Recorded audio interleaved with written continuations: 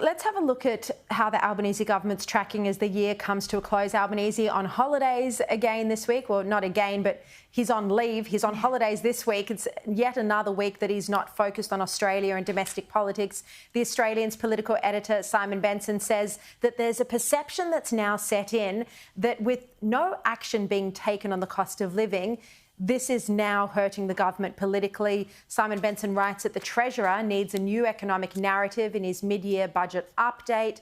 This all, of course, as we're seeing rising costs of living, higher interest rates. This is clearly the main concern for Australians. And Jenna, do you think Simon's right that the perception is the government's just not doing enough to deal with it? Yeah, absolutely. And I think it's bang on the fact that Jim Chalmers likes to talk a lot about the economy rather than actually doing things about the economy. Maybe less time doing good weekend features and writing 6,000-word opuses for the monthly magazine about what you intend to do and your grand plan, and actually put something into practice. And I think the proof will definitely be in the pudding when the mid-year budget comes out tomorrow.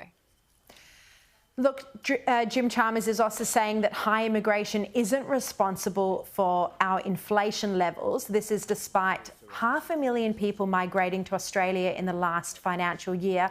Peter Dutton says this claim is a lie. Have a look. How does Jim Chalmers look the Australian public in the eye and tell them a story about migration which is not true? The pressure that they're putting onto housing is going to make it less affordable for families to get a home. It's going to make it less affordable for somebody to rent a property.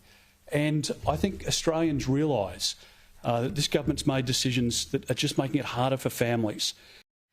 Jenna, I mean, clearly the high immigration intake has been, not solely to blame, but it has certainly been a contributing factor for inflation staying high when you look, as Peter Dutton says, at the pressure that it's put on the rental market. Yeah, absolutely. And I think most of those people in Cabinet should probably get outside the Qantas Chairman's Lounge and actually go and talk to everyday Australians that are struggling to either find a rental, pay their rent, or probably suffering from severe mortgage stress at this point in time, because that is very real outside. And whether, I think Mr Chalmers is right, it's not all about migration, it's just a part of the story. But it is a severe factor that the infrastructure in this country is not up to standard.